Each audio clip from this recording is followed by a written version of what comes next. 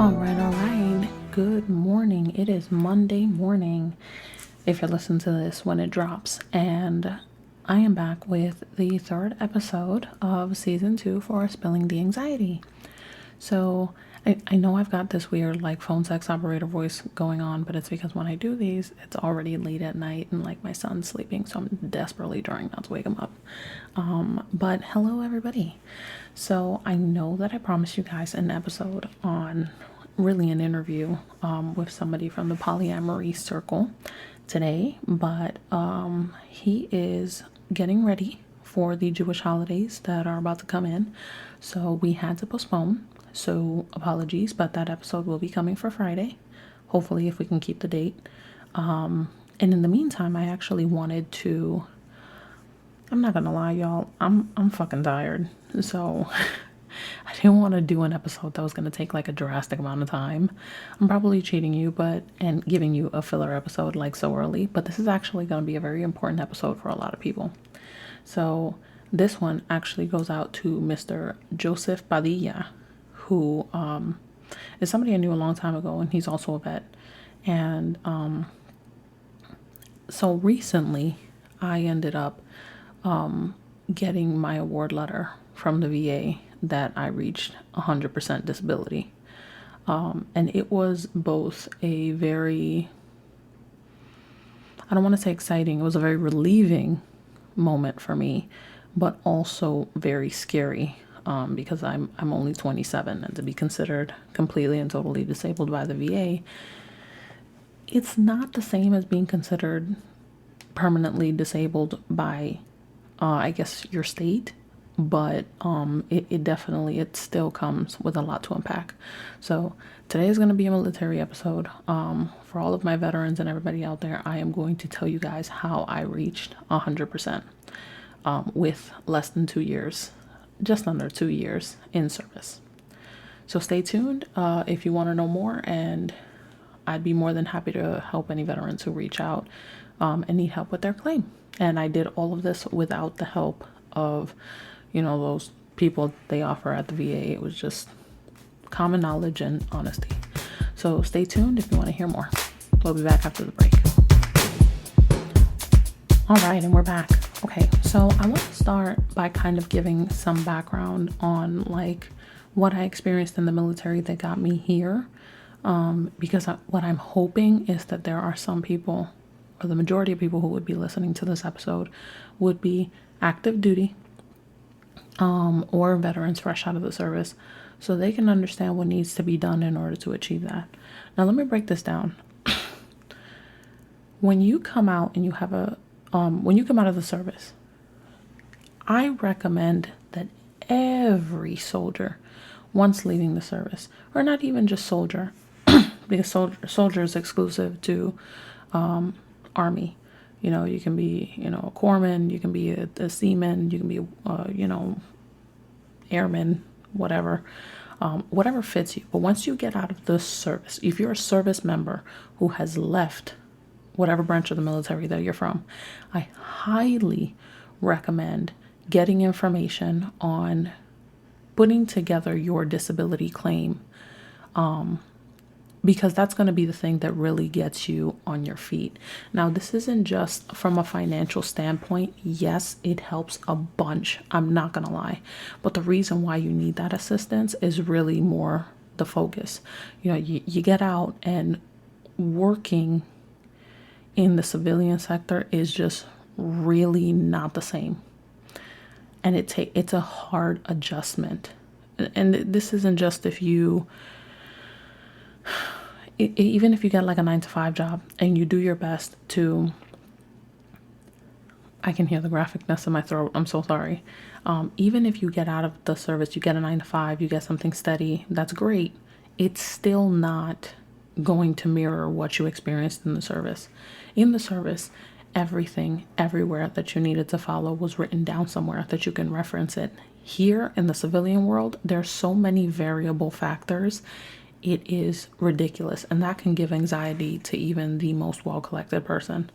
It is a huge change. So when I was in the service, I knew what time I would get up. I knew what time I had to be there. I knew what time I would take break. I knew what time I would get out. I knew just about everything about my day. There were still some variable factors, but for the most part, there were milestones throughout my day, week, and month that I can count to help the time pass by. When you get out, it's not the same, or you don't have as many points to anchor onto. And they say that all the time, to get through something very hard in your life, you should have a focal point. And that is, like during labor, they tell you, in order, if you're doing it naturally, in order to get through that pain and really hone in your strength, that you should pick a focal point while you're pushing, so that way you don't get distracted by everything else around you. And I think that that's what in the military, I think that that's what our routine is. Those are our focal points: safety briefings, holidays, mandatory fun days, what you're doing throughout your day, PT sessions. All of these are things that is like colors. These are all points throughout your day that you can anchor to. That's like, oh my God, yes, this day is done. And I think I spoke about something like this last season when I was referencing what I do with my kids. How I got through the weekends is that I pick focal points throughout the day. So when they wake up, I instantly know it's breakfast, and I know that they're going to chill out for a while. Then after that, I'm like, okay, I just need to get through until lunch, and then they're going to shut up for like another half an hour. So lunch comes. Okay, great. Now all I have to do is think about dinner, and the day is almost over. Once dinner is done, I'm like, yes, boom, time for baths. It may be more difficult than other nights, but once they're done, I'm like, okay, the day is over. Tomorrow, time to do it all over again. So when I was in the service, I did have a couple of injuries. While I was in basic training, I had a hairline fracture on the top of my foot, and during AIT, I went through a lot. I actually ended up, wow, this mic is really picking up everything. It sounds like you guys can hear how fucking thirsty I am. Wow. And I mean that in the most literal sense, like I haven't drank water. So I did experience a hairline fracture to the top of my foot. I had like horrible shin splints, which by the way feels like AIDS for your feet. And please no one get offended by that, because AIDS is a very painful disease and very serious. I know, and I'm comparing it to shin splints. Calm down, everybody. It's a joke. A more of a joke, but a joke nonetheless. I also had like problems with my hips. In AIT, they found like evidence of elevated troponin levels, which is cardiac damage, which usually is synonymous with like a heart attack. Or heart damage, I should say. What else? I had like depression, and then I also tore a muscle in my shoulder doing an 8-count bodybuilder. Thank you, First Sergeant Connor, for that one. That shit was painful. God, that shit was painful. I froze in my bathroom for like an hour and a half. So I did have all these things, and I was seeing behavioral health when I was in there, because there were a lot of things that I wasn't well with handling. And now looking back on it, I think that was my downfall. I never should have. I'm both happy that I went to behavioral health, but also feel like that might have contributed to my early departure. And what I feel like how my chain of command was behind me.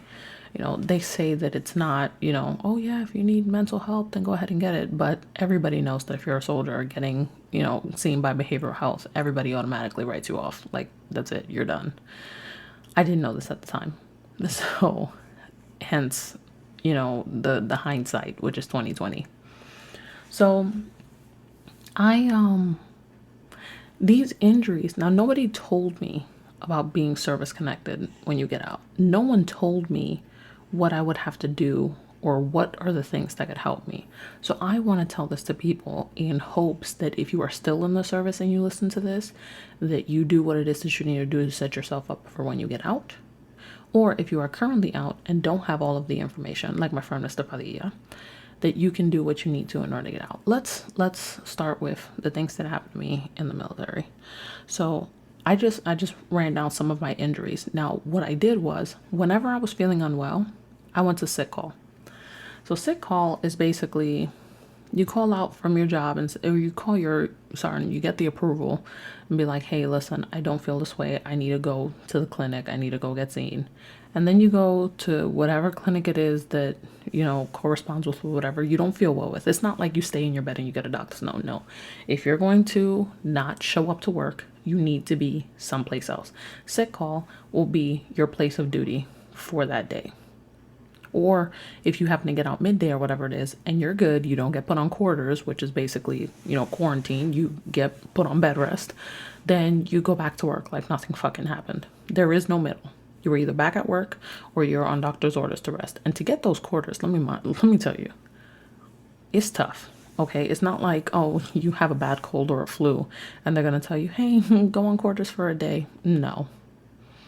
Also, they happen to prescribe you pills that you may need throughout the day, but your sergeant won't let you take because it makes you groggy on the job. Very real possibilities.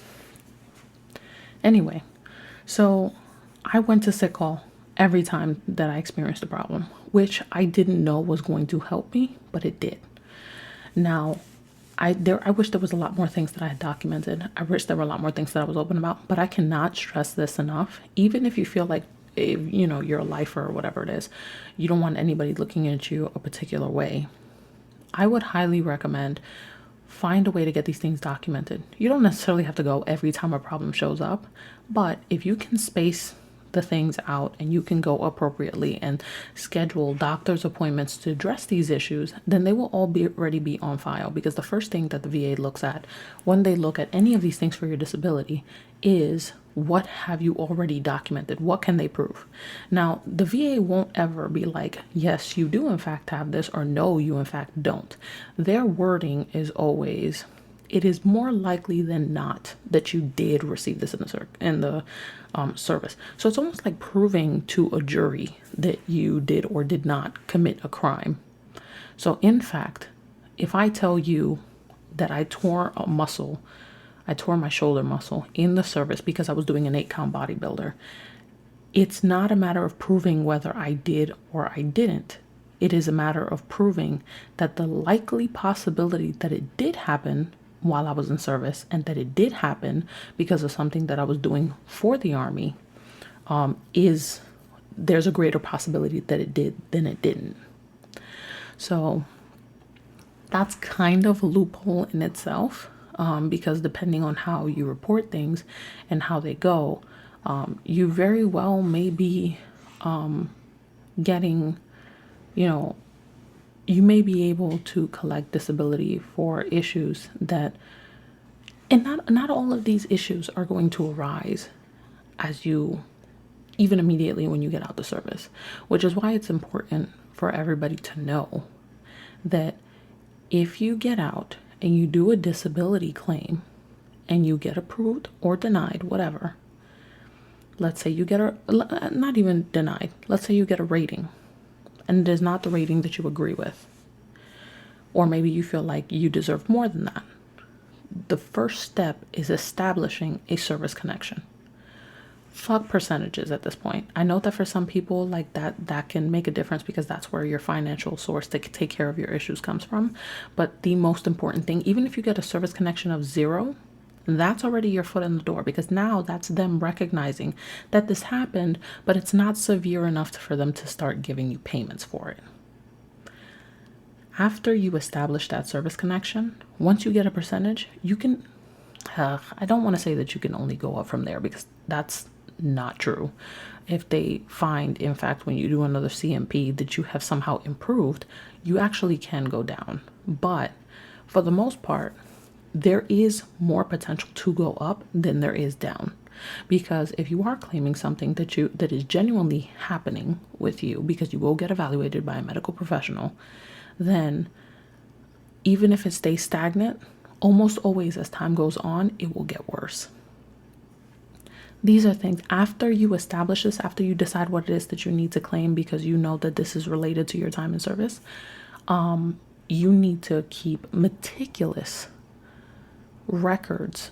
Okay, that was a lie. You don't have to take meticulous records, but make sure that when you get your care, you get it from the VA, because the VA will keep all of these records for you on My Healthy Vet.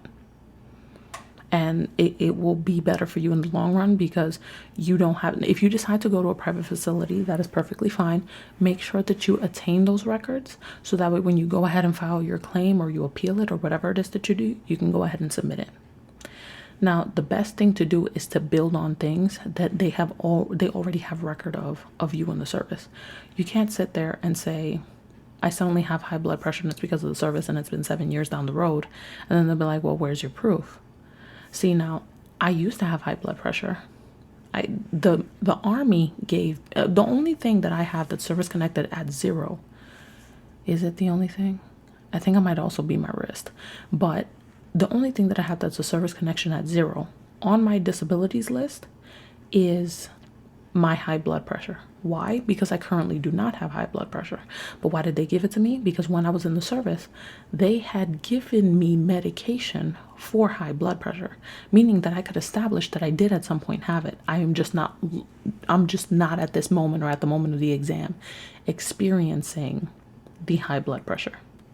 So that was my way in. It was a problem that existed in the service that doesn't exist now, that I cannot prove right now. But because I left a paper trail, it got me that 0. Now, as I get older, I will be, and I know what you're thinking. Well, you're at 100%. So why would you try to claim anything else?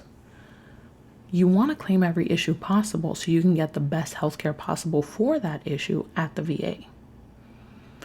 There are certain issues out there that come with different services, like therapy, prosthetics, different things that you will be able to have access to based on your disability. Just because you're at 100, don't stop there.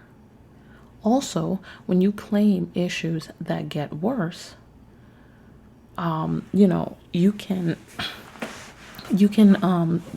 may qualify now for a clothing allowance if it allows for some sort of modification to your, to your issue. So these are all things that you want to pay attention to. I mean, obviously, once you reach 100%, this is just more about getting everything right so that you can get healthcare, more than the financial standpoint of it. Because I do have to say, the jump from from the 30 to 0 to 30 or 0 to 20 is very minimal. 30 to 70 is a healthy chunk of change. 70 to 90 is or 80 and 90 is whoa, okay, we're getting up there. The jump from 90 to 100 is literally a third more. It's a lot. It's a huge jump. For some people at 90, they're collecting 1900. And then from 90 to 100, the jump is $1,200 or $1,300. Also depending on if you have dependents. So these are some things that I wanted to put out there, some little debunk myths. Another thing that you need to know about your service connection disability: you in fact do not have to prove that this is something that you got in service, because by very definition, a service disconnected, what is wrong with me today? A service-connected disability is something that you either acquired during your time in service, or a pre-existing condition that you did not know, I think that you didn't know about, that was exacerbated by your time in service. So whether you knew about this condition or not, whether it was exacerbated by your time in service, because obviously if it was a problem, they wouldn't have let your ass in, and it happened. See, that's what happened with me. I went to claim PTSD for my time in service. I went for my CMP exam. I was very honest. I was very open. And I was like, you know what? I think I got this. I think I got my point across. I got a letter from my doctor stating that he did in fact diagnose me with PTSD, my therapist. I had been seeing him for a couple of years then. And I got it from my regular doctor, got diagnosed with PTSD. And I was like, you know what? I got this. It's in the bag. They're going to recognize this. I got back my decision letter and they were like, while yes, we can confirm that you do in fact have PTSD, we cannot confirm, it's just least likely than not, I think is the terminology that they use, that you got this in service. Immediately, I went to go fight it. I got in contact with a lawyer, with a VA compensation lawyer, which, by the way, they're crawling everywhere. Please find them because they will help your ass. And he explained to me that this was already wrong because even if they determined that my PTSD was pre-existing to the service, because I already let y'all know I've had a very struggle some time at life. Even if they did in fact confirm that I had PTSD from something not in the service, then being in the service and all the wonderful stuff that they have you do in there exacerbated my condition. A couple of months later, not even a couple of months later, almost a year later, how many months? It was like 7 months. I ended up getting the 50% for PTSD based on all of the records that I had, and the retro check was nice. Let me just put that up. Retro checks are they're basically from the day that you filed or said that you had this condition to when they finally grant you the decision. This is all the back pay they owe you for what they should have been paying you from the day that you claimed that that condition. So it was a relief to hear them admit that they were wrong. It really is. But something else that I heard is that if you go in, so let's say I file my disability claim and I get whatever answer I get, and then I decide later on 2 years down the road, I want to do an increase. Putting in that increase doesn't change what I'm currently collecting. So even if that evaluation for that increase takes 6 months, for those 6 months in between, I will still receive the, let's say 30%. If I was getting 30% before this increase, I will still collect that 30% check on the first every month until they make a decision on whatever it is that I'm claiming brand new for an increase for. This seems like a good time to pause. I will continue in a minute. I just want to get my thoughts together on what else I want to cover before this, and some tips on how to make sure that you do what you got to do with this. So stay tuned. I hope everybody's listening. I hope everybody's taking notes, and I hope that this turns out to be helpful for somebody. Stay tuned.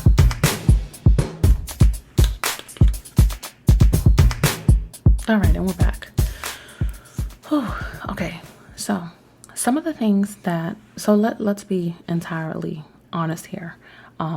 I did not spend more than 2 years in the service. So the fact that I have an honorable discharge and I am at 100% disability, I did not get deployed, and I spend basically all of my time in AIT is confounding. Like, that shit is right over my head, right? So I have a lot of people that saw way more than I did. They've been deployed. They did crazy shit, and they're not at 100%. They're like, Angel, how did you do it? And I'm like, well, I'll be honest with you. My thing is, I come in strong with paperwork. Okay, I document everything. Thank you, nursing. If you don't document it, it did not happen. Let me say that again. If it did not be documented, it did not happen. Okay, and that is your ticket to getting that 100%. So when like I said, I went to sick call when I needed to. But for those of you that are already out and maybe did not do that, your best bet, depending on how long you've been out, is to immediately go see your provider with the things that you can do. Now, you should look at the list of disabilities that you can claim, because there are things on there that you don't even know you can claim. There were things on there that I didn't know I can claim. Like, first off, stress and anxiety are parts of my PTSD, but stress and anxiety disorder is its own separate thing. You can claim insomnia. You can claim secondary pain to things that are already painful. You can claim incontinence. You can claim sciatica. You can claim erectile dysfunction. You could claim, there's just so much.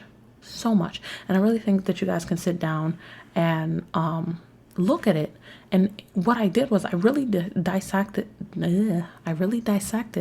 what parts of my life and the difficulties that I experience every day were attributed to the Army. Let's be real. While I was 21 and in good shape, well, I was 19 when I left. While I was 19 and in good shape with my life, they do demand a lot of your body, a lot of it. And it's when you, I'm not wrong for this. Okay, I do experience these problems every day, and everybody's like, "Wow, sweet, you got that 100%." Yeah, that's great, but I still have to live with these problems every day. So, it's definitely difficult. Like, I do still see my therapist on, Thursdays every week, let's say. And it's hard because mentally I'm still going through a lot of things that I'm probably going to be going through for the rest of my life. Is it all the military? No. But how the military changed me as a person, is that something that I can attribute to a lot of my symptoms of PTSD for? Yes. Did I experience things in the military that gave me PTSD? Yes. I am now 27 and I've been experiencing back problems since I was 21. That's not the best feeling in the world. There were times where my son was small where I couldn't pick him up because everything in me felt like it was being crushed like a water bottle. Let's see what else. My knee. I've got really bad knees. When I squat, you can hear my knees crack like firecrackers. It's disgusting. And I can imagine you that in a very quiet room when people are getting intimate, it's not the best sound. It is not the best sound. Let's see what else. High blood pressure, nerve damage because of what's going on in my back. When I tried to lose the weight with my son, it was hard because I couldn't do my push-ups and sit-ups anymore. My back was killing me. I couldn't run because my knees were, hard. So it really did rely on good nutrition, which I didn't have really good access to at the time because good nutrition is expensive. And I was carving myself out of debt. These are all things that I have to live with every day, but everybody's like, "Oh, you'll be fine because you get your check every month." And it's like, okay, that amount of money is not going to fix the problems that I have. But I do recommend to everybody that to document everything that happens to you, because whether you want to admit it or not, whether it was for noble reasons or not, or whether you were just being a dirtbag, you went in, you signed a contract, and you said, "Hey, I'm okay with giving up my life for however long this fucking lasts, or however long you guys will have me to do these things for you, and in exchange I expect you to take care of me when I get out." And then for whatever reason you get out and you're out there and you're fucking in the real, not in the real world now, but back into this world that you don't fit into anymore. I'll never forget this. I might have mentioned it in my other episode. When I went in, there were things that were just happening that was just like, yo, what the fuck? It seems like no matter what, we're gonna get in trouble anyway.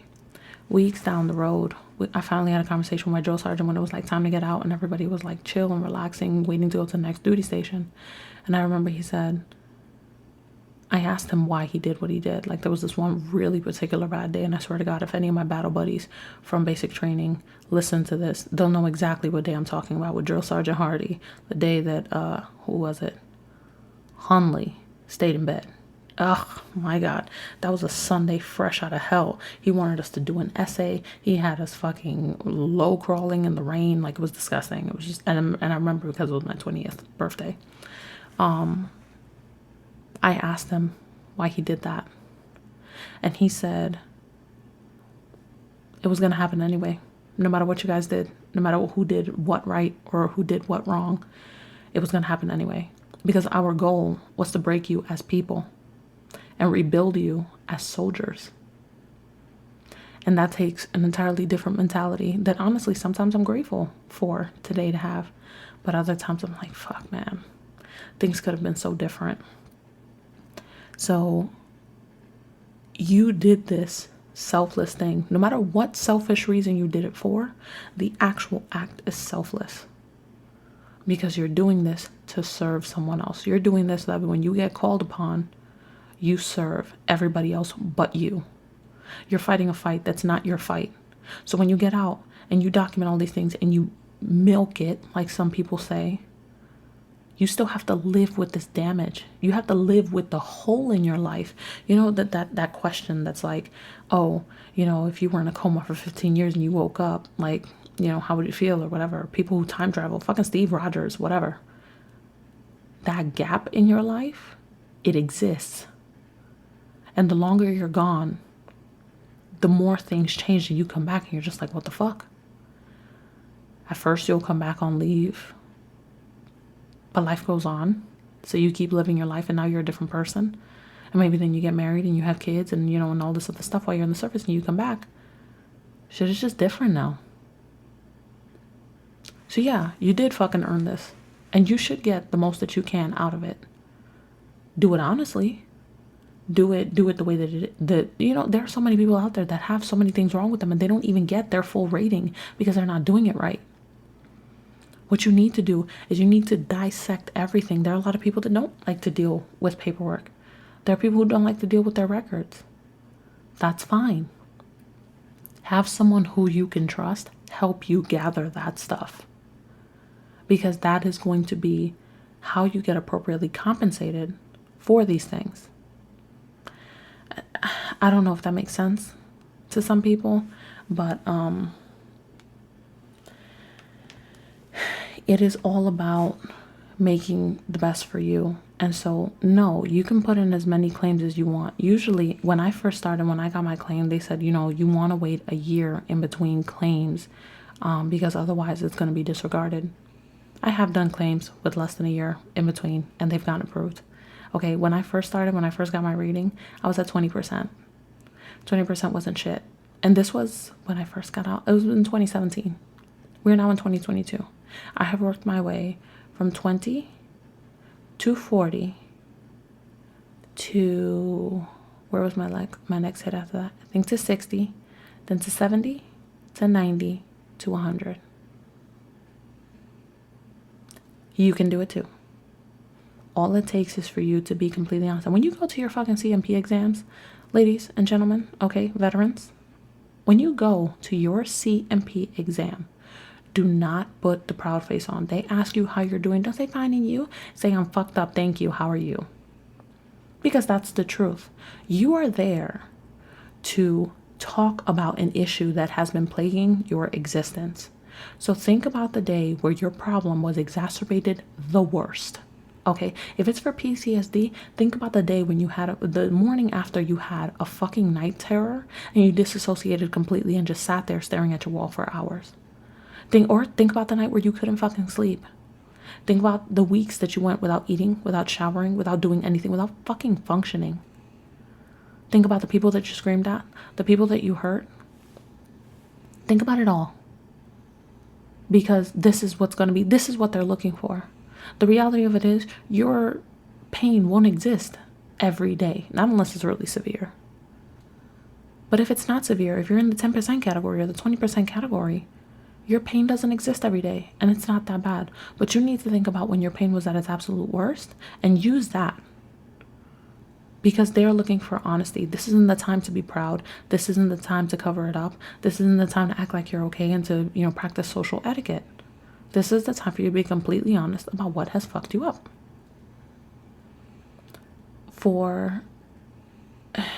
Do your research. Find out what it is that you need to be done. When I did my exam for my back, I was entirely honest. I can't pick up my kid without pain. The only place that I feel comfortable sitting without pain is in my car because there are heated seats. Every time I bend over, internally, I have these noises I want to make, like the dad noises. I want to make those noises. I'm like, ugh. But I don't do it because, you know, I'm around my kids or I'm in public or whatever. That day, any pain that I felt, I made known every movement I make. That I'm aware of this pain, that it's there.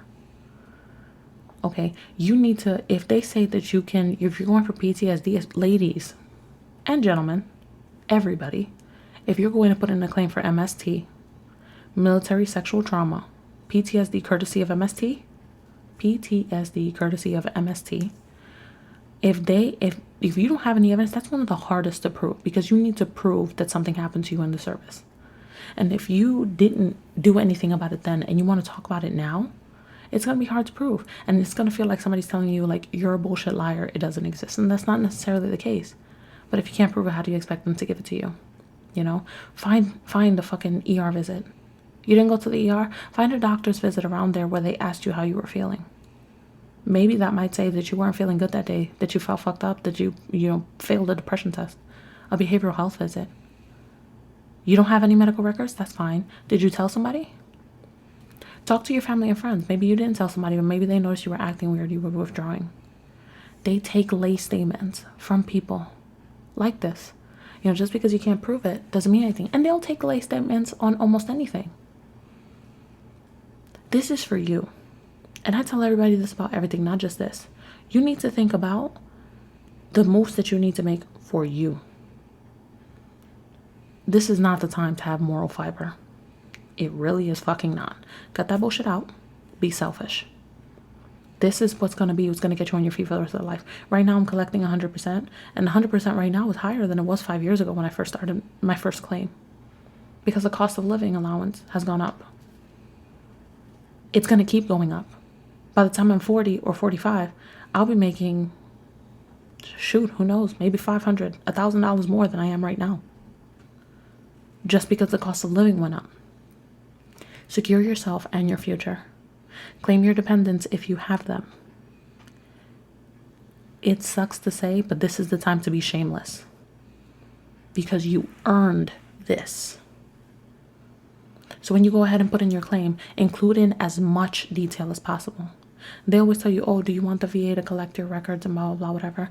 Oh, yes, I want to. If you went to the VA and you know what time you started going to the VA. As a matter of fact, before you even do your claim and you figure out what it is that you want to claim, you go ahead and you're like, okay, well, I know that I've got problems with my feet because, I was always marching. And I know that I've got fucking thinning hair because of the chemicals that they put in my patrol cap.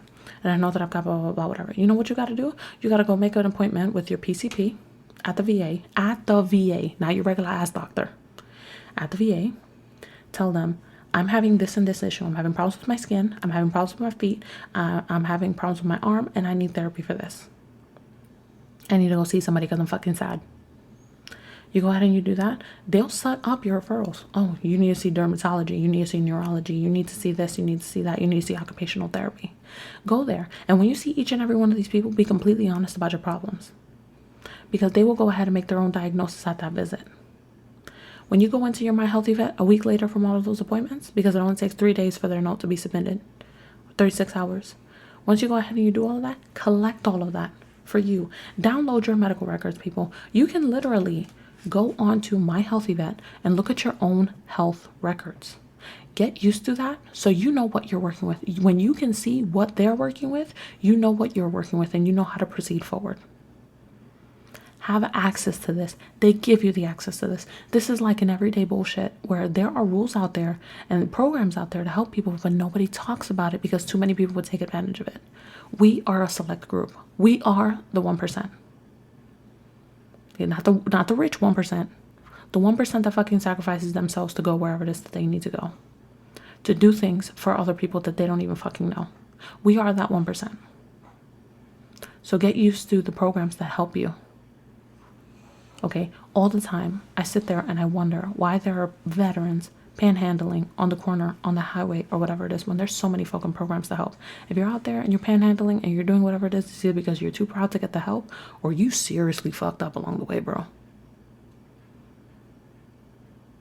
I didn't even qualify for my post 9/11 GI Bill because I didn't have enough time in service outside of AIT. But here I am, honorably discharged. I've used my VA home loan. And I'm at 100%. Think about that for a second. I am more than happy to answer any questions that any veteran might have about what their claim. Hell, I'll help you with your claim. Okay, we can get a phone call. We can do it together. I want all of my brothers and sisters in arms, no matter what fucking branch you're from, to get what it is that you deserve. Not what you want. I'm not trying to line your pockets. Get what you deserve. And with that being said, I'm going to cut down today's session because it's already at 40 minutes. And I hope that this helps at least one person out there get what it is that they need. Okay, this helped me a lot because it's a recognition that I deserve. And you can too.